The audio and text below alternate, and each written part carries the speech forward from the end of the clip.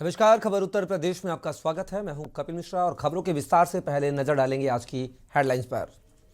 Global investor summit में आधुनिक drone show से लेकर राम मंदिर की दिखेगी झलक। कार्यक्रम की तैयारी पूरी। इनाग्रल हॉल में बैठेंगे 10,000 लोग। यूपी में प्रदेश ग्लोबल इन्वेस्टर समिट में शामिल होंगे पीएम। 10 फरवरी को पीएम मोदी का लखनऊ दौरा। यूपी में निवेश को मजबूत करने पहुंचेंगे पीएम। बुलंदशहर में अखिलेश का योगी सरकार पर निशाना साधा। बीजेपी को बताया नाम बदलने वाली पार्टी। कहा लखनऊ का नाम बदलने वालों को बदल देगी जनता। लखनऊ के गाजीपुर का नाम बदलने की उठी मांग। ओम प्रकाश राजभर ने सीएम योगी को लिखी चिट्ठी। गाजीपुर का नाम विश्वामित्र नगर करने की रखी मांग। कासगंज में 21 दिन से लापता मासूम की मिली लाश। लोगों ने जताई बलि देने की आशंका। सरसों के खेत में मिला क्षत विक्षत शव। और बिजनौर में खत्म हुआ गुलदार का आतंक। 1 महीने बाद वन विभाग के पिंजरे में कैद हुआ गुलदार। ग्रामीणों की शिकायत पर वन विभाग ने लगाया पिंजरा। आप देख रहे हैं के न्यूज, खबरों का सारथी। खबरों की शुरुआत करेंगे बिजनौर से, जहां एक ही परिवार के 5 लोगों को कश्मीर में मौत।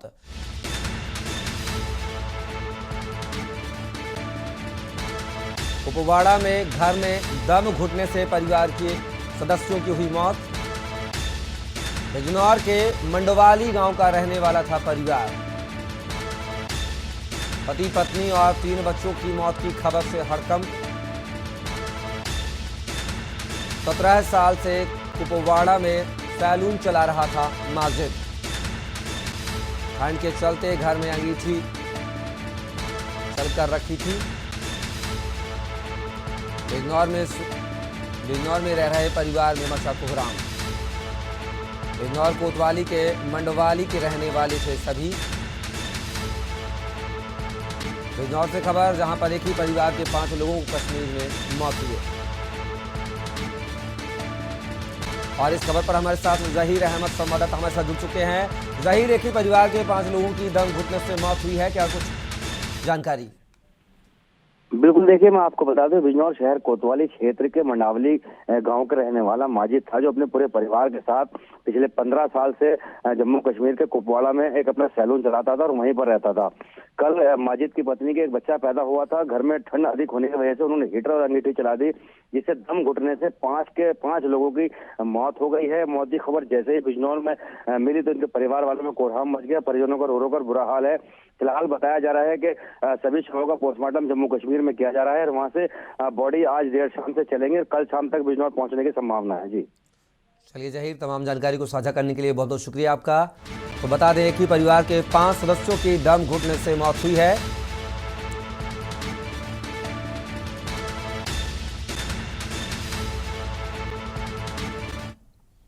खबर राजधानी लखनऊ से है, जहां मंत्री धर्मपाल सिंह से मिले मुस्लिम धर्मगुरुओं के प्रतिनिधि मंडल से मुलाकात।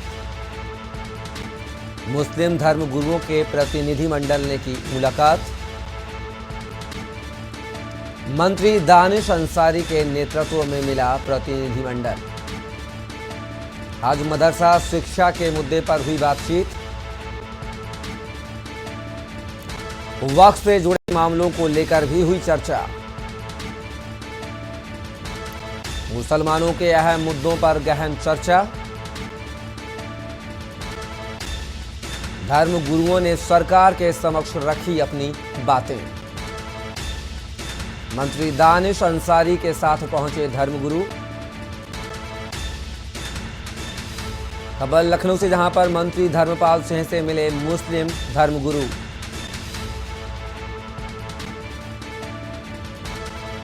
और इस खबर पर हमारे साथ एग्जीक्यूटिव एडिटर प्रदीप विश्वकर्मा जुड़ चुके हैं। प्रदीप जी, अगर बात की जाए तो यहाँ पर मुस्लिम धर्मगुरुओं का एक प्रतिनिधिमंडल जो है मंत्री से मुलाकात की है, क्या कुछ जानकारी? बिल्कुल, देखिए एक मंत्री हैं दानिश अंसारी, उनके नेतृत्व में ये धर्मगुरु मिले थे। आज धर्मपाल सिंह जी थे, जो कि मंत्री हैं अल्पसंख्यक कल्याण के, तो उसको ले जो धर्मगुरु हैं उन्होंने अपनी तमाम बातें रखी। किस तरह से उनको मुश्किलात आ रही हैं मुश्किलात पेश हो रही हैं, उनको लेकर के अपनी बातें रखी। वक्त को लेकर के अपनी बात रखी, शिक्षा को लेकर के अपनी बात रखी, और आजकल जो कुछ दिक्कतें चल रही हैं, जो हिंदू मुस्लिम चल रहा है, उसको लेकर के बात हुई।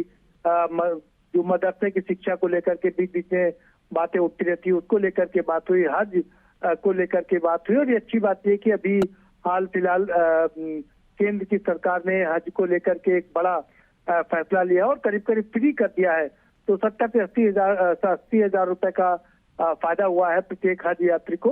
तो इन सब, और लेकिन उसमें कहाँ दिक्कतें आ रही हैं, इन सब चीजों को लेकर के लोगों ने मुलाकात किया है, धर्मगुरुओं ने। और जो मंत्री हैं धर्मपाल सिंह जी ने उनको आश्वासन दिया है कि जो भी आपने मुद्दे हमारे समक्ष लाए हैं, हम उस पर ध्यान देंगे और बात करेंगे, कोशिश करेंगे कि आपकी सारी समस्याओं का समाधान हो सके। चलिए प्रदीप जी, तमाम जानकारी को साझा करने के लिए बहुत बहुत शुक्रिया आपका। तो बता दें, मुस्लिम धर्मगुरुओं का एक प्रतिनिधि मंडल है जो उसने मंत्री धर्मपाल सिंह से मुलाकात की है। मंत्री दानिश अंसारी के नेतृत्व में यह प्रतिनिधि मंडल मिला है। खबर लखनऊ से है, जहां पर गाजीपुर का नाम बदलने की उठी मांग।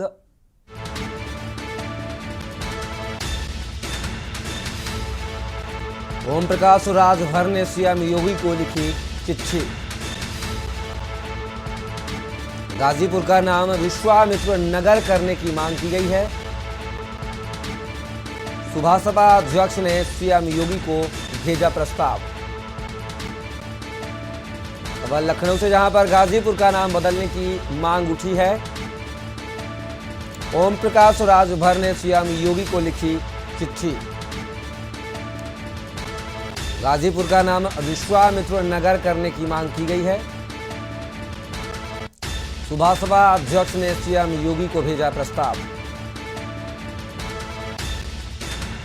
खबर लखनऊ से, जहां पर गाजीपुर का नाम बदलने की मांग उठी है और यह मांग ओम प्रकाश राजभर ने उठाई है। सीएम योगी को ओम प्रकाश राजभर ने पत्र लिखा है और गाजीपुर का नाम विश्वामित्र नगर करने की मांग की है।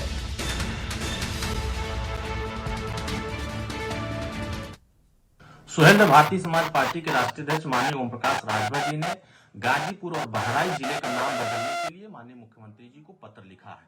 सुहेलदेव भारतीय समाज पार्टी की स्पष्ट मांग है कि जो हमारे इतिहास रहे हैं, जो हमारे विरासत रहे हैं, जो हमारे पूर्वजों ने इस प्रदेश को और इस जो जनपद जिसको विदेशी आक्रांता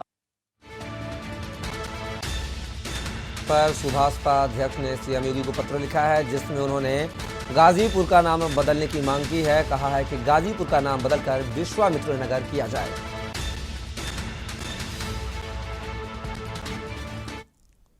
फिलहाल वक्त तक ब्रेक का, जल्द लौटेंगे, आप बने रहिए के न्यूज के साथ। आप देख रहे हैं के न्यूज। ब्रेक के बाद पुनः आपका स्वागत है और खबरों में बात करेंगे अमेठी की, जहां पर फाइलेरिया को लेकर स्वास्थ्य विभाग चलाएगा अभियान। 10 फरवरी से 27 फरवरी तक चलेगा विशेष अभियान। खबर अमेठी से, जहां पर फाइलेरिया को लेकर 10 से 27 फरवरी तक चलाया जाएगा विशेष अभियान। कर्मचारी घर घर जाकर लोगों को खिलाएंगे दवा। स्वास्थ्य विभाग की 1707 टीमों को सौंपी गई जिम्मेदारी। कर्मचारी घर घर जाकर लोगों को खिलाएंगे फाइलेरिया की दवा। स्वास्थ्य विभाग की 1760 टीमों को सौंपी गई जिम्मेदारी। घर घर जाकर अपने सामने लोगों को खिलाएंगे दवा। अमेठी को फाइलेरिया मुक्त करने के लिए कसी कमर। खबर अमेठी से, जहां पर फाइलेरिया को लेकर स्वास्थ्य विभाग चलाएगा विशेष अभियान। 10 फरवरी से 27 फरवरी तक चलेगा विशेष अभियान। कर्मचारी घर घर जाकर लोगों को खिलाएंगे दवा। स्वास्थ्य विभाग की 1760 टीमों को सौंपी गई जिम्मेदारी।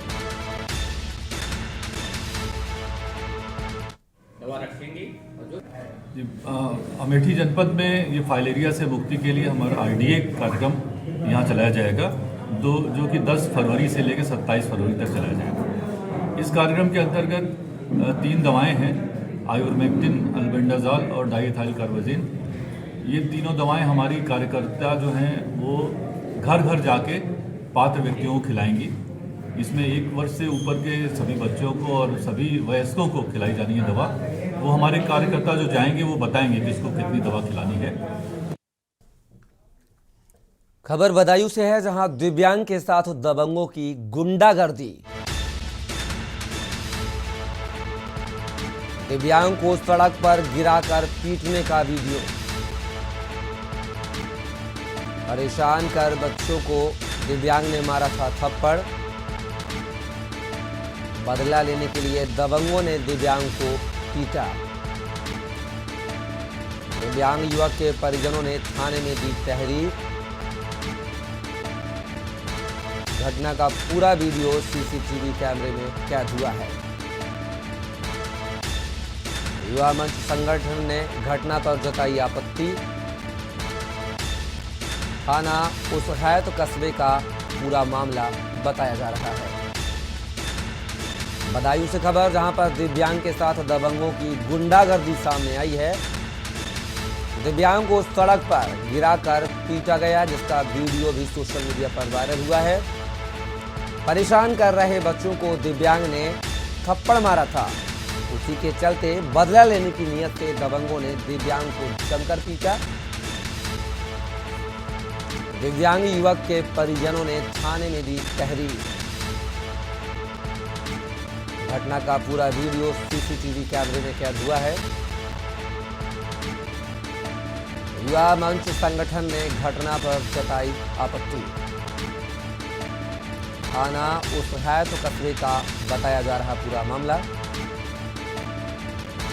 बदायूं से खबर, जहां पर दिव्यांग के साथ दबंगों की गुंडागर्दी। दिव्यांग को सड़क पर गिराकर पीटने का वीडियो सामने आया है। खबर ललितपुर से है, जहां सरकारी वाहनों से डीजल चोरी का वीडियो आया सामने। सरकारी और संविदा कर्मी सरकार को लगा रहे चूना। सरकारी वाहनों से डीजल निकालकर बेचने का मामला सामने आया है। कोतवाली महरौनी अंतर्गत सैदपुर कृषि क्षेत्र का यह पूरा मामला। ललितपुर से खबर, जहां पर सरकारी वाहनों से डीजल चोरी का वीडियो सामने आया है। सरकारी और संविदा कर्मी सरकार को लगा रहे चूना। सरकारी वाहनों से डीजल निकालकर बेचने का मामला। कोतवाली महरौनी अंतर्गत सैदपुर कृषि क्षेत्र का यह पूरा मामला। खबर ललितपुर से है, जहां पर सरकारी वाहनों से डीजल चोरी का वीडियो सामने आया है। सरकारी और संविदा कर्मी सरकार को लगा रहे चूना। ये तस्वीरें। कैसे निकालना है तेल? कैसे निकालना है? सप्लाई कैसे कर रहे हैं? कैसे सप्लाई कर रहे हैं तेल? आपसे कोई दिक्कत नहीं है, आपसे कोई दिक्कत नहीं है। आप मत घबराइए, बिल्कुल भी घबराओ नहीं। हमें गरीबों का दिल नहीं दुखाते हम। बस आप साइड में चलिए, आगे चलिए, आगे चलिए, आगे तो चलिए, कोई दिक्कत नहीं है। आगे चलिए, आप आगे चलिए, आगे तो चलिए। क्या कर रहे हो? क्या है ये? डीजल है। डीजल है? हाँ। कहाँ से आया? फार्म के ट्रैक्टर से ना। फार्म के ट्रैक्टर से? हाँ। कैसे 2 नंबर का? अब हम तो चाहे 2 नंबर को चाहे 4 नंबर को पैसा दे दो ना। हाँ, कितने पैसे देते हो? अब ऐसे दे 350 रुपये खुद का दे दे। 350 रुपये 5 लीटर के? हाँ। अच्छा, जिसमें कितना है खोलना? इसमें है 15 लीटर है इसमें। 15 लीटर? हाँ। अभी लेके आए हो? अभी लेके आए। किससे लिया है? ये लिया सबसे। अशोक कौन है? जो कच्चे में ड्राइवरी करता है वो। कच्चे में ड्राइवरी करता है? कौन करवा रहा है जी? अब जी कर तो जी रहे, लेकिन जी हरीलाल की उसने करवाई। हरीलाल? हरीलाल साहब जी सब मिले रहते हैं। अच्छा, हरीलाल के कहने पे चल रहा है ये सब रहा। हरीलाल कौन है? जी मैकेनिक है जी। मैकेनिक है? हाँ। अच्छा, जिनके ये अभी बता रहे हैं कि चेक। उत्तर प्रदेश के पूर्व मुख्यमंत्री अखिलेश यादव समाजवादी पार्टी के नेता के शर्मा की बिटिया की शादी में शामिल होने के लिए बुलंदशहर पहुंचे। इस दौरान उन्होंने मीडिया के सवालों का जवाब देते हुए योगी सरकार पर जमकर निशाना साधा। उन्होंने कहा कि भारतीय जनता पार्टी लोगों को राशन देकर सभी का मुंह बंद करना चाहती है। अखिलेश ने कहा कि सरकार केवल अनाज के भरोसे ही रहने को लोगों को मजबूर कर रही है। उन्होंने कहा कि उत्तर प्रदेश सरकार ने स्कूल में बच्चों को ना किताबें उपलब्ध करा पाई है और ना ही समय से खाना दे पा रही है। सिर्फ स्कूलों के बाहर पुताई कर दी जाती है। उन्होंने कहा कि इस बार प्रदेश की नाम बदलने वाली सरकार को बदल देगी। उन्होंने राजधानी लखनऊ के नाम बदलने के सवाल का जवाब देते हुए कहा कि बीजेपी सिर्फ नाम बदल सकती है। उन्होंने कहा कि अगर लखनऊ का नाम बदला जाता है तो इस बार जनता बीजेपी सरकार को ही बदल देगी। ये महंगाई इतनी बढ़ेगी कि हम और आप लोग उस पर रहेंगे, वो जो मिल रहा है अनाज। अखिलेश जी, एक तरफ टैक्स स्लैब कम किया जा रहा है, दूसरी तरफ महंगाई पर बढ़ाई जा रही है। देखिए, आपको हमको ये अनाज देना चाहते हैं 400 रुपए का, 300 रुपए का, और कहते चुप रहिए बस। ये इनका तरीका है काम करने का। लोगों को, गरीबों को ये लगेगा कि अगर हम बीजेपी को नहीं वोट देंगे तो लगता हमारा अनाज छिन जाएगा। लखनऊ के नाम को लेकर सर, लखनऊ के नाम के लेकर लखनऊ का नाम बदला है जी। अगर लखनऊ का नाम बदला जाएगा, गाजीपुर का भी बदलने का, अरे लखनऊ के नाम की देखिए, ये नाम बदलने से टेबल को टेबल कर दोगे, टेबल को कुर्सी क्या दोगे क्या? टेबल का काम तो उसमें सामान रखने का है। लखनऊ राजधानी रहेगी ना। ये बीजेपी के लोग काम नहीं कर रहे हैं, केवल नाम बदल रहे हैं। मुझे याद है कि सबसे अच्छा स्टेडियम बनाया समाजवादियों ने, भगवान विष्णु के नाम पर उसको रखा, एकाना नाम। उन्होंने अपने नेता पूर्व प्रधानमंत्री अटल बिहारी वाजपेयी जी के नाम रख दिया। हमें कोई आपत्ति नहीं है। तो क्या बीजेपी को उनके नाम पर कोई बड़ा काम नहीं करना चाहिए? फिलहाल वक्त है ब्रेक का, जल्द लौटेंगे। आप बने रहिए के न्यूज के साथ। आप देख रहे हैं के न्यूज, खबरों का सारथी।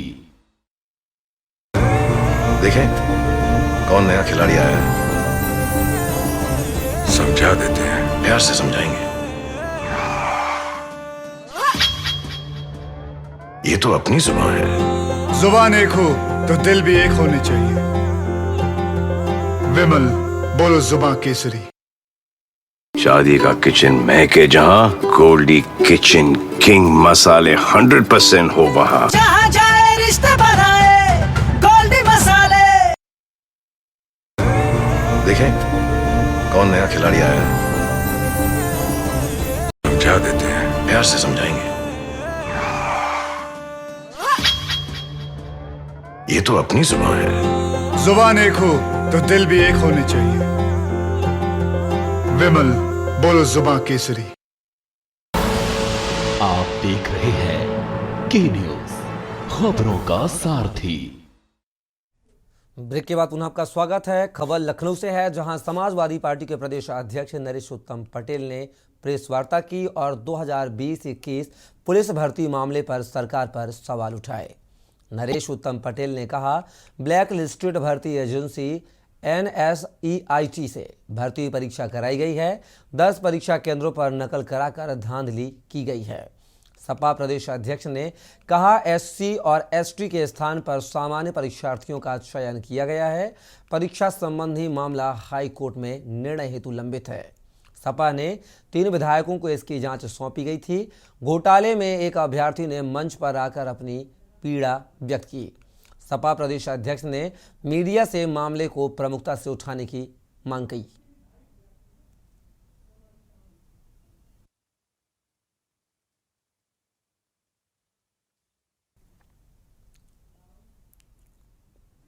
थाना सिकंदरा पुलिस ने 32 बांग्लादेशियों को गिरफ्तार किया है, जो आगरा में अवैध रूप से आगरा में आश्रय स्थल बनाकर रह रहे थे।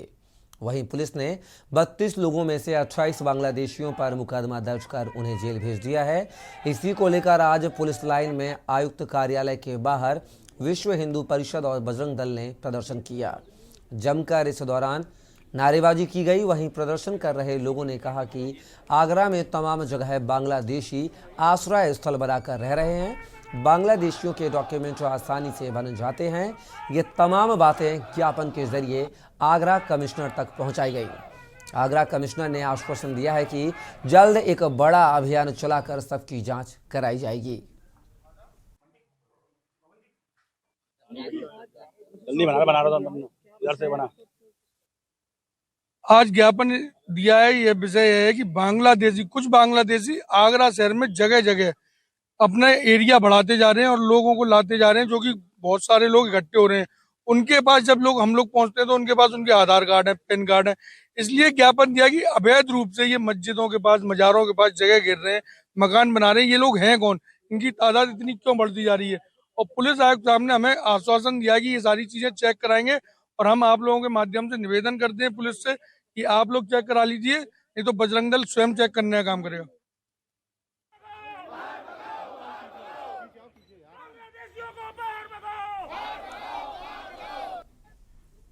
कासगंज के साहवार थाना क्षेत्र में बुधवार को 5 वर्षीय बालिका का सरसों के खेत में शव मिलने से सनसनी फैल गई।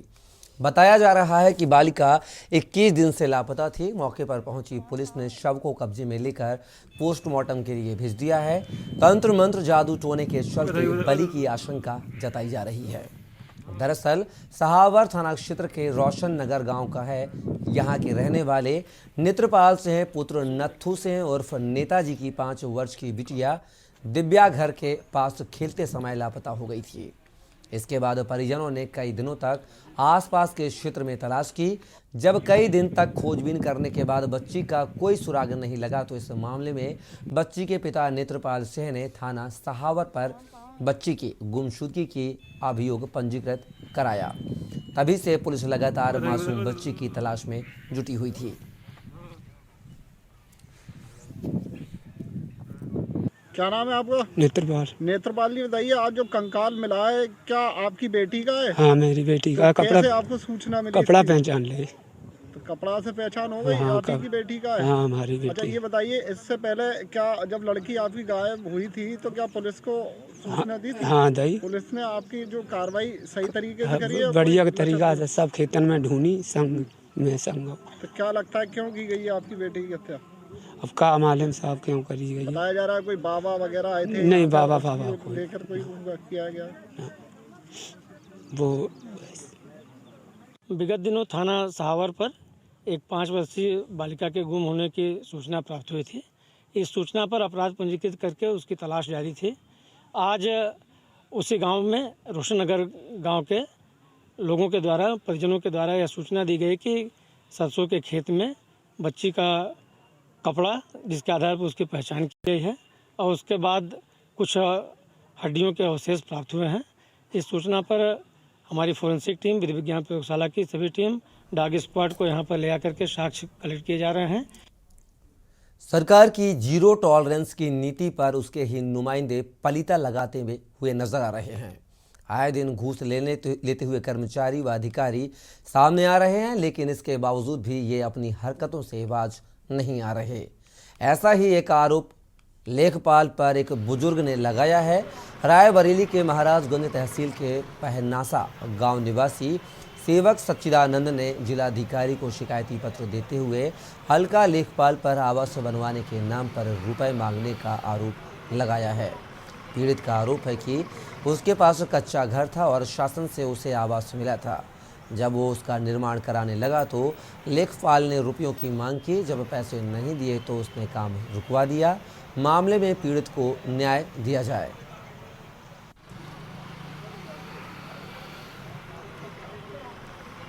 मामला ज़मीन का है। ज़मीन का वो हम मुकदमा हमारी माताजी लड़ी थी, वो हम जीत चुके हैं। अब 14 साल हो गए जीते हुए। अब जो है उसमें हम छप्पड़ के नीचे रहते थे। पहले हमारा पुराना मकान था, गिर गया। अब जो है कि उसमें हमारा आवास आया है, उसको हम बनवा रहे हैं, आधा बन चुका है। लेखपाल आके अब रोक लगा रहे हैं, बोल रहे हैं कि ये ज़मीन आपकी नहीं है, ये बंजर है। लेखपाल कह रहे हैं कि पैसा दो, हमें 20,000 रुपया घूस मांग रहे हैं। तो इसकी शिकायत नहीं की गई? शिकायत हमने किया है। लेखपाल का नाम क्या है? लेखपाल का नाम है विवेक। तो आज जिलाधिकारी से शिकायत की है? हाँ, जिलाधिकारी से शिकायत किया। उन्होंने कुछ एप्लीकेशन ले लिया, बोला कि हम जो है देखेंगे। खबर औरैया से है, जहां अपर जिला अधिकारी औरैया अब्दुल वासित ने जिला अस्पताल औरैया का औचक निरीक्षण किया। वहीं अपर जिला अधिकारी ने डॉक्टरों की उपस्थिति, वार्डों की सफाई, दवा स्टॉक, दवा वितरण, इमरजेंसी वार्ड, ओपीडी आदि का भी निरीक्षण किया। जिला अधिकारी औरैया पीसी श्रीवास्तव के निर्देश पर औचक निरीक्षण किया गया। जिला अधिकारी औरैया पीसी श्रीवास्तव को लगातार शिकायतें मिल रही थी कि अस्पताल में डॉक्टर नहीं मिलते हैं और न ही दवा मिलती है। दवा मरीजों को बाहर से खरीदनी पड़ती है। अपर जिला अधिकारी औरैया को औचक निरीक्षण में सीएमएस कक्ष में भी बंद मिला। इसके साथ ही दवा वितरण काउंटर पर भी कोई कर्मचारी उपस्थित नहीं मिले। इसमें अखबारों में प्रकाशित हो रहा लगातार कि पब्लिक यहाँ आती है, डॉक्टर्स नहीं मिलते, पब्लिक आती है, उनको दवाएं नहीं मिलती, दवाएं जो मिलती हैं वो आधी अधूरी मिलती हैं, उनको बाहर से दवाएं खरीदनी पड़ती हैं। तो जिलाधिकारी महोदय द्वारा मुझे इसमें जांच के लिए नामित किया गया था कि इसकी विधिवत जांच की जाए। आज मैं सवेरे 8:15 बजे यहाँ आ गया तो यहाँ पर एक डॉक्टर को छोड़ के कोई भी डॉक्टर उपस्थित नहीं मिले। सीएमएस साहब का भी चैम्बर में ताला लगा हुआ था। बाराबंकी जिले में अजीबोगरीब मामला सामने आया है। सरकार की ओर से पीएम आवास के लिए पहली किस्त मिलते ही 4 महिलाएं अपने पति को छोड़कर प्रेमियों के साथ फरार हो गईं। दरअसल प्रधानमंत्री शहरी आवास योजना की 50,000 रुपए की पहली किस्त लेकर 4 महिलाएं अपने पतियों को छोड़ प्रेमियों के साथ चली गईं। पत्नियों के भाग जाने से परेशान पतियों के सामने दोहरी समस्या खड़ी हुई है। एक तो अभी तक निर्माण कार्य न शुरू कराए जाने के चलते जिला नगरीय विकास अभिकरण ने उन्हें नोटिस भेजा है। दूसरे विभाग द्वारा रिकवरी किए जाने का खौफ पैदा हो गया है। पीड़ित पति सोच नहीं पा रहे हैं कि वे करें तो क्या करें। पीड़ित पतियों ने पीओ डूडा को दूसरी किस्त न दिए जाने की गुहार लगाई है। देखिए, बाराबंकी में प्रधानमंत्री आवास शहरी योजना में 16,004 आवास पूर्व में स्वीकृत थे। इन 16,004 को सभी को पहली किस्त जा चुकी है। जांच के दौरान ये पाया गया कि लगभग 40 लोग ऐसे हैं जिन्होंने पैसा मिलने के बाद भी अपना काम नहीं शुरू करवाया है।